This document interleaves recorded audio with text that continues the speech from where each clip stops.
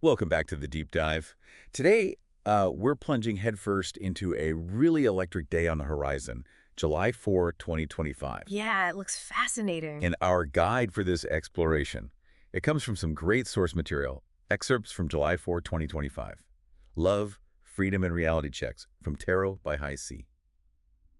So our mission today really is to explore how our understanding of love and freedom too is being, well, really challenged and transformed. hmm And what that actually means for our relationships and even our personal identity.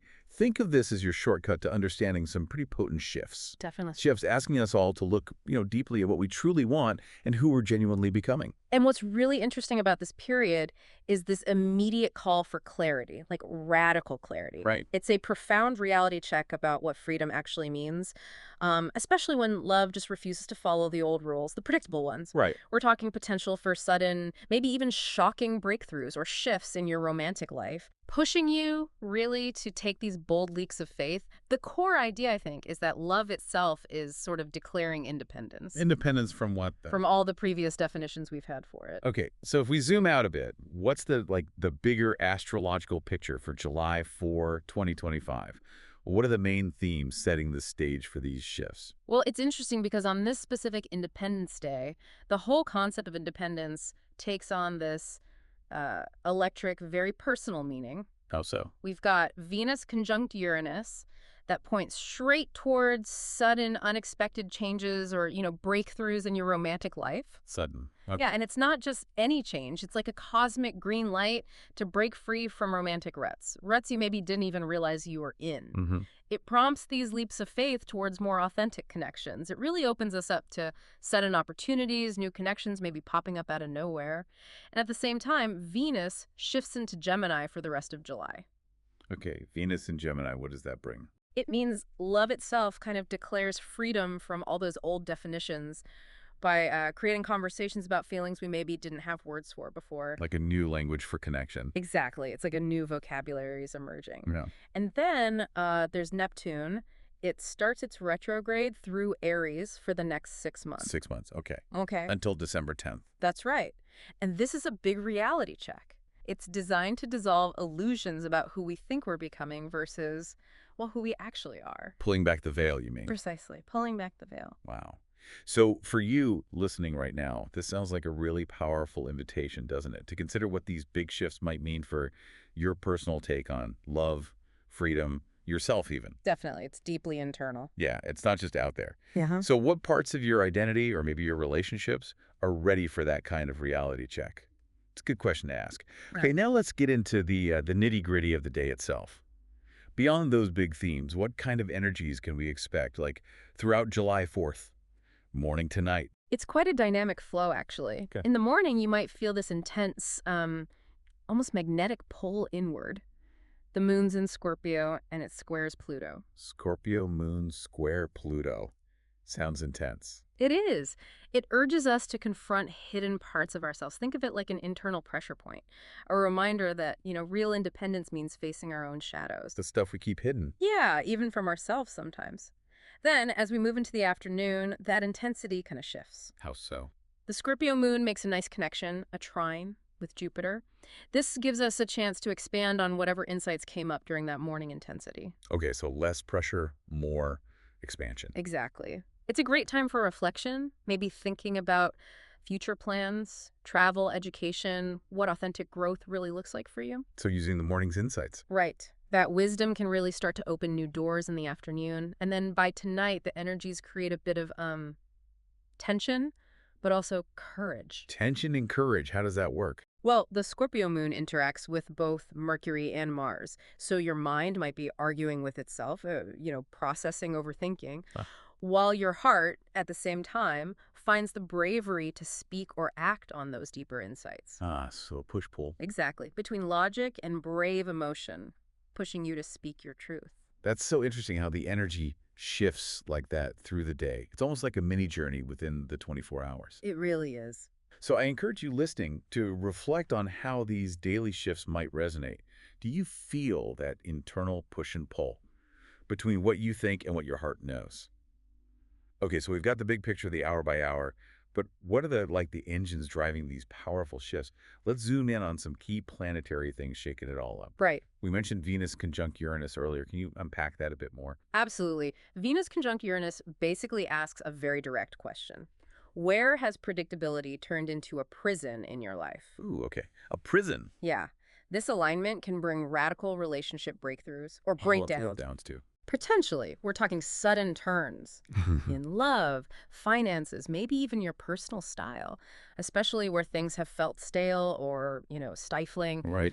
The core thing here is it forces us to be fully ourselves with others. It might show up as a new relationship, maybe an unusual one, but more authentic. Okay. But the flip side is upsets can happen if someone's been playing a role instead of being real. So it's a cosmic authenticity check. That's a great way to put it. Yeah. It sounds like a really disruptive force. Yeah. I mean, shedding a role could be freeing for some, but maybe terrifying for others. Oh, absolutely. How do you navigate that kind of instability, especially in relationships? Well, the key, I think, is radical honesty with yourself first. You have to acknowledge where you have been playing a role. Right. It's really about liberation, not just, random chaos. Be open to surprises, yes, but don't just react. Reflect. Ask yourself if these shifts actually align with your deepest, most authentic desires. That's a really powerful way to frame it. Liberation, not chaos. Yep. Speaking of relationships and honesty, Venus also moves into Gemini for most of July, right? Yeah. From the 4th to the 30th. Yep. How does that Venus in Gemini influence affect things? Relationships, communication? This brings a real energetic surge. New understandings and relationships and personal truths. You might find yourself getting easily bored. Or Yeah, by routines or interactions that aren't mentally stimulating. That's a big clue. Your mind is seeking something more. So the advice is kind of be open to surprise, but maybe don't throw out all the stability, Find freedom within connection, maybe not just ditching it. right, finding the balance. Exactly. And the communication style changes a lot. It's less about traditional love poems and more like, want to talk about it, Swap the poem for a flirty text, a meme maybe. Okay, more direct. Much sharper. Communication delivers this kind of clarity that just cuts through illusion, cuts through deception, makes it harder to ignore what's real. There's definitely a greater emphasis on intelligent conversations. Intellect matters more. Yeah, wit, eloquence, even just the tone of someone's voice can become incredibly attractive. But this period also sees relationships going through a major reevaluation. How so? It exposes hidden agendas, miscommunications, maybe idealized expectations we've had. Oof. Okay. You might find yourself confronting self-betrayal, superficial connections, unresolved misunderstandings. All of that requires a higher level of intellectual honesty and emotional transparency. From everyone involved. Absolutely. It's not enough anymore to just look good on the surface. The conversation needs real substance. Wow, that's a powerful call for true connection.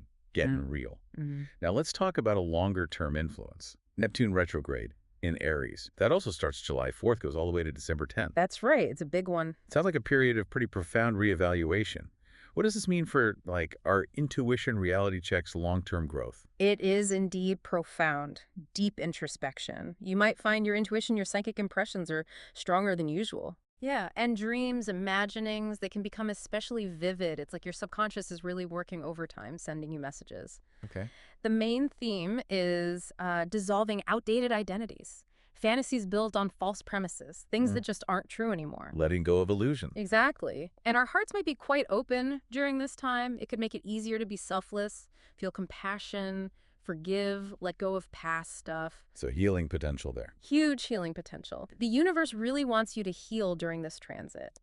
This retrograde brings really important realizations about self-worth, identity, authenticity. Okay. It's a time to reflect on those misconceptions we have about ourselves, the ones that undermine our confidence. It asks you to shed those false layers. Confronting truth. Previously unseen truths, yeah. Shedding unhealthy dynamics to reveal deeper soul truths. It creates these opportunities for real, lasting growth, spiritual and emotional. Sounds like quite a journey, 6 months long. It is. A 6-month journey of self-discovery. This period really gives you a sort of behind-the-scenes look at dreams, illusions. Maybe that one goal you swore was divine inspiration, but But maybe wasn't. Maybe it was just your ego on a bender, you know? Right. You might see where you've been looking through rose-colored glasses, ignoring red flags, setting yourself up for disappointment. That can be tough to see. It can be. And it's possible to feel really vulnerable, even overwhelmed, which might lead some towards escapism or addictions, trying to avoid uncomfortable truths. Is this stronger for some people than others? It might be felt most acutely by those who have planets or points in their birth chart right at the beginning, like 1 to 3 degrees, of the cardinal signs. Your chart. Aries, Cancer, Libra, or Capricorn. For them, it could feel like a really direct, potent personal activation. Okay, that makes sense. So a powerful, maybe challenging, but ultimately revealing journey of self-discovery. Seeing what's real beneath the surface. To bring all these themes to life, we have a really compelling story. It illustrates these points perfectly. This is the conversation that changed everything, featuring Ava and Theo. Right. So Ava, she always thought she knew what she wanted. You know, steady, reliable, predictable love. The safe option. Exactly. She'd built her relationships on mutual comfort, surface-level ease, the kind that looks good in photos, right? But lately, something had shifted. It echoes that predictability as a prison thing we talked about. Ah. Conversations felt stale. Texts were like, I don't know, administrative check-ins. No spark. None, no surprise.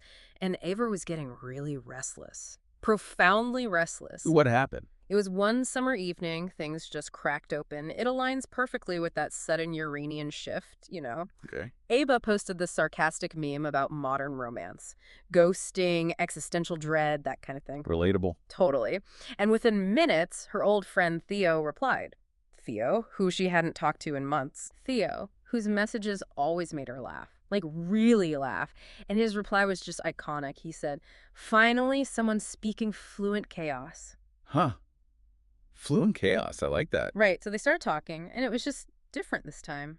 Oh. No flirty cliches, no carefully curated vulnerabilities, just honesty, sharp wit, unfiltered thoughts. It felt reckless, but in this really exhilarating way. That sounds like the Venus and Gemini energy. Yeah. Raw, intelligent conversation. Exactly. And as they talked more, it became clear they were both carrying these hidden disappointments. In relationships. Yeah, connections where one or both had worn masks, where emotions were trimmed down to be, like, palatable, where conversations just skimmed the surface because going deeper meant facing inconvenient truths. So that they were both living that Neptune retrograde thing, Yeah. dissolving illusions. Absolutely, both of them. And then came the confessions. Yeah. Right, the powerful ones. Oh, yeah. Ava typed out, her thumbs kind of trembling. "I've been pretending I'm okay with small talk and safety nets." Wow. Brave. Totally. And Theo, just perfectly echoing the whole vibe of this deep dive, replied, "Me too. Tired of reciting love poems to people who don't know how to read." Oof. That hits hard. Doesn't it? And as the night went on, with every word they exchanged, these old illusions just disintegrated. What did they talk about? Relationships they'd clung to out of obligation, times they'd betrayed their own needs just to keep the peace, the emptiness, you know, of connections built on beautiful lies. So that Venus-Uranus breakdown of stale dynamics. Exactly, revealing the truth underneath. And by dawn, something new was there between them. A new relationship. Not exactly, not a promise, not a plan, just clarity. Clarity. Yeah, a fierce recognition that love, friendship, they couldn't survive on just charm or convenience. That sharp, intelligent, transparent conversation wasn't a luxury. It was a necessity. A total redefinition of freedom and love for them. Completely. And Ava's personal realization, how much of herself she'd hidden, dismissed moments as unimportant, substituted truth with politeness. I think we can all relate to that on some level. Mr. It connects right back to that Neptune retrograde idea. Yeah. Seeing how we've maybe betrayed our own authenticity. Exactly. And Thea sent one last message before signing off, really impactful. What was it? He just said, "Let's not ghost ourselves anymore." Yeah. Wow. Don't ghost ourselves. Yeah. It wasn't romantic. It wasn't dramatic, but it was just honest. And in that honesty, Ava felt something electric, alive. So the lesson from their story. It's clear, isn't it? Relationships built on clever illusions, they'll always crumble under their own hollowness. And in a world obsessed with appearances, real connection comes from speaking the unspeakable, from asking, "Want to talk about it?" And meaning it. And really meaning it. What a powerful illustration. That core message of radical honesty, authentic self-expression, the courage to embrace change in relationships, in ourselves. It really is about shedding those masks and truly connecting first with yourself, right? and then with others. Absolutely. Couldn't agree more. And this leaves us, and leaves you listening, with a final thought. Something provocative maybe to consider. In your own life, where are you being called to that reality check about what freedom truly means, especially in your connections? Yeah. And maybe, what love poems are you finally ready to stop reciting to people who aren't truly ready or able to hear them? So you can start speaking your own authentic truth. Exactly. What truth is ready to be spoken?